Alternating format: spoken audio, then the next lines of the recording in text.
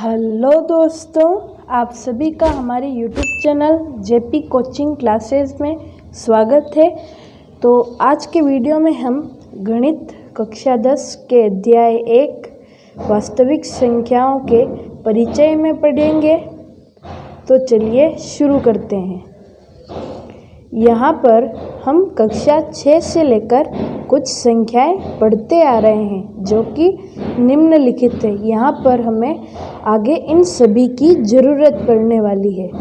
तो सबसे पहले ये भले ही हमारे पाठ का टॉपिक नहीं है, लेकिन इनको पढ़ना ज़रूरी है क्योंकि ये भी हमारे काम आने वाली है। तो पहले इनको समझ लेते हैं ताकि इन्हें करने में आसानी हो। पहली है प्राकृत संख्याएं। इन्हें नेचुरल नंबर्स भी कहते हैं और इन्हें n के द्वारा व्यक्त किया जाता है। दूसरी है हमारी पूर्ण संख्याएं। इन्हें होल नंबर्स कहते हैं। इन्हें w के नाम से व्यक्त किया जाता है। तीसरी आती है हमारी पूर्णांक यानी कि इंटीजर्स। इन्हें z के द्वारा ये निर्देशित किया जाता है।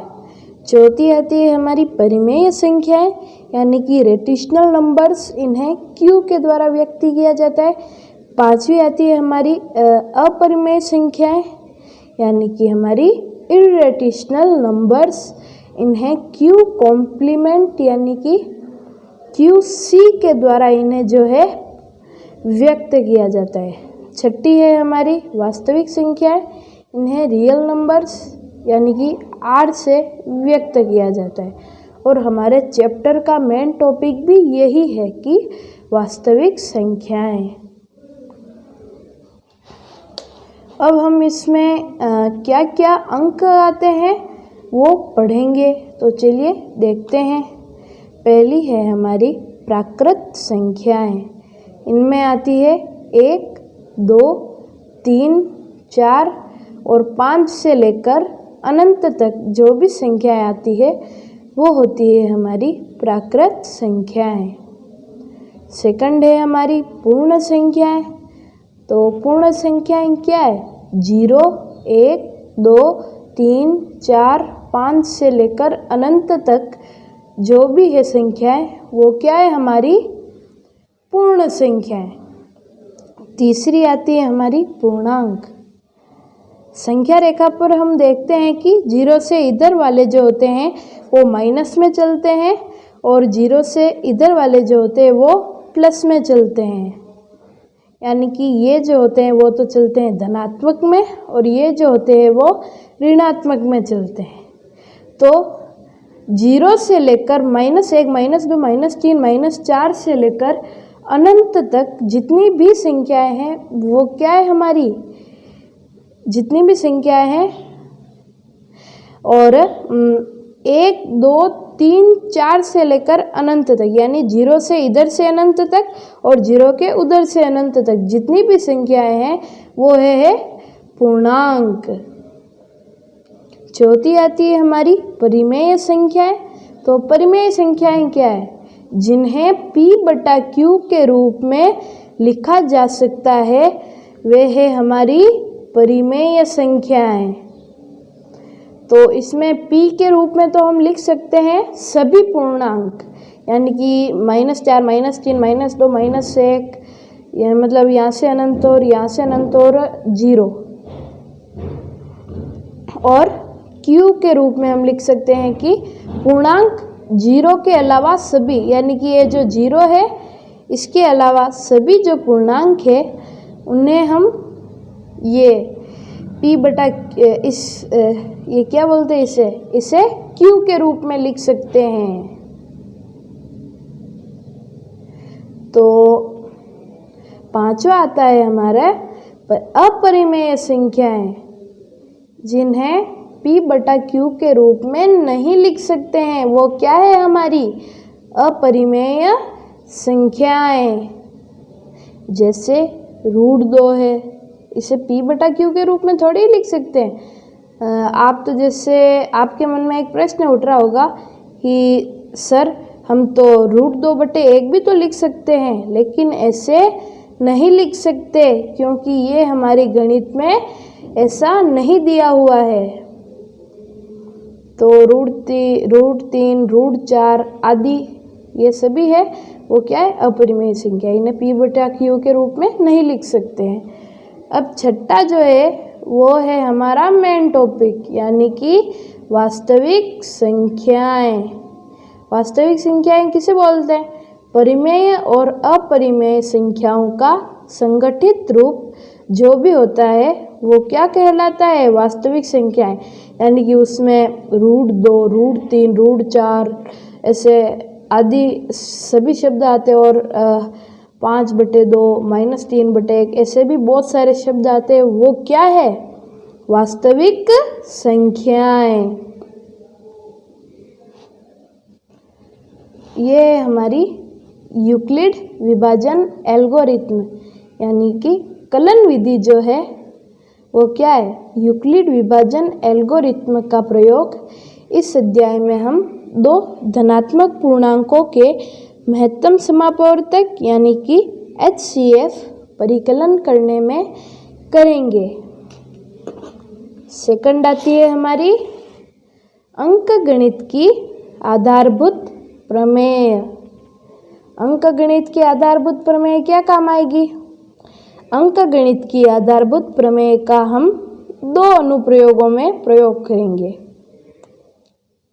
फर्स्ट आती है हमारी प्रथम अनुप्रयोग में हम संख्याओं जैसे √2, √3, √5 आदि की अपरिमेयता सिद्ध करने में है जो करेंगे, और सेकंड वाले अनुप्रयोग में किसी परिमेय संख्या का दशमलव प्रसार कब शांत होता है तथा कब अनवसानी आवर्ती होता है उससे सिद्ध करने में करेंगे। तो अभी हम समझते हैं यूक्लिड विभाजन प्रमेयिका को। ध्यान रखिएगा, यूक्लिड विभाजन एल्गोरिथ्म और यूक्लिड विभाजन प्रमेयिका में भी अंतर होता है।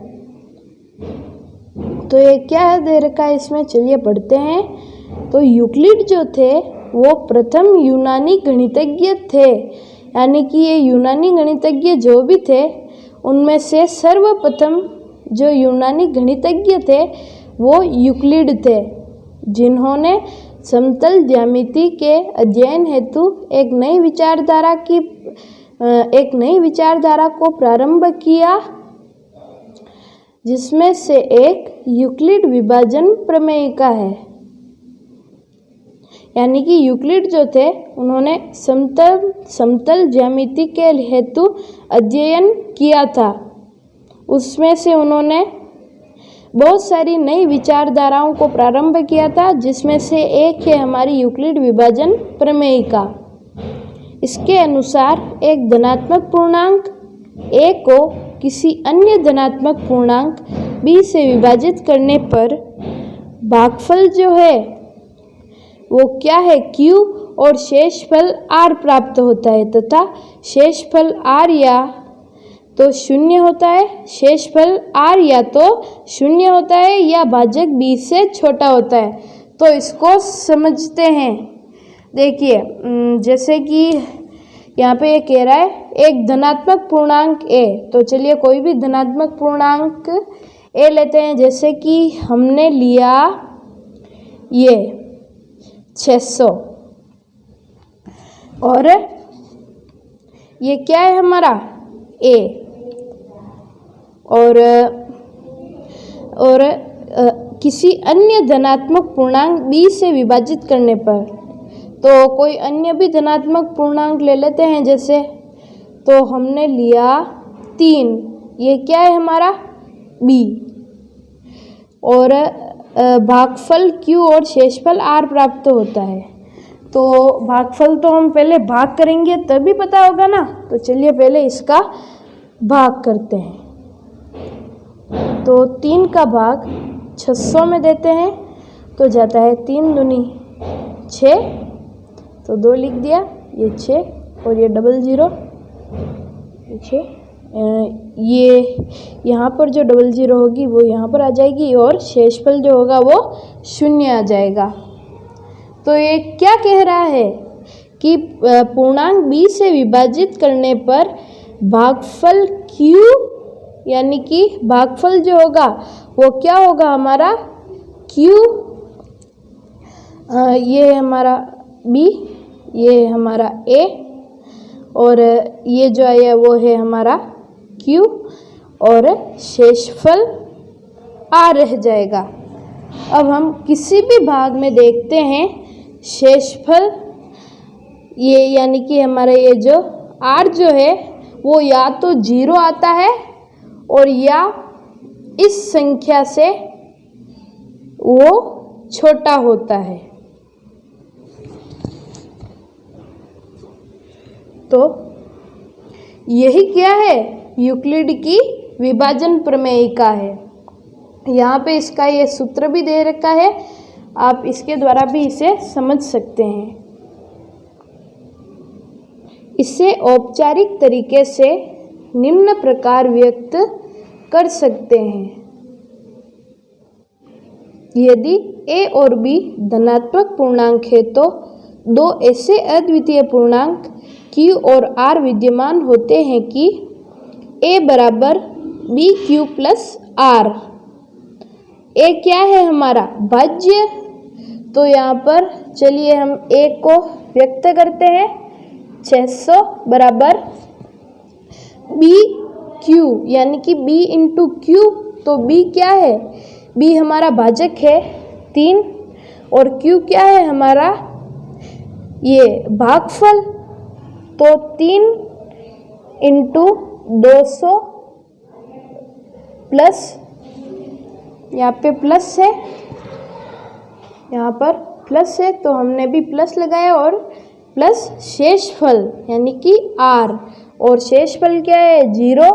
तो 200 इंटू 3 बराबर 200 इंटू 3 प्लस 0 बराबर 600 राइट है। और यहाँ पर ध्यान रहे कि q या r शून्य भी हो सकते हैं। यहाँ पर क्या ध्यान रहे कि q यानी कि भागफल और r यानी कि शेषफल ये क्या है शून्य भी हो सकते हैं। तो यहाँ पे शेषफल तो शून्य आता है लेकिन r भी कभी कभी शून्य आ जाता है, जैसे कि यहाँ पर इसकी जगह 0 होता तो ये शून्य आता। तो साधारण शब्दों में हम इसे देखते हैं कि भाज्य यानी कि a बराबर भाजक b इंटू भागफल q प्लस शेषफल r, यानी कि हमारा भाज्य जो होता है भाजक को भागफल से गुणा करके उसमें शेषफल जोड़ देने पर हमारा भाज्य आ जाता है। तो आज के वीडियो में बस इतना ही। अगर वीडियो अच्छा लगे तो लाइक करें और अपने ज्ञान को और बढ़ाने के लिए इसे शेयर करें, क्योंकि ध्यान रखिए ज्ञान बढ़ाने से बढ़ता है। तो इस वीडियो को शेयर करें और अभी तक आपने हमारे YouTube चैनल को सब्सक्राइब नहीं किया है तो इसे सब्सक्राइब करें। तो बाय।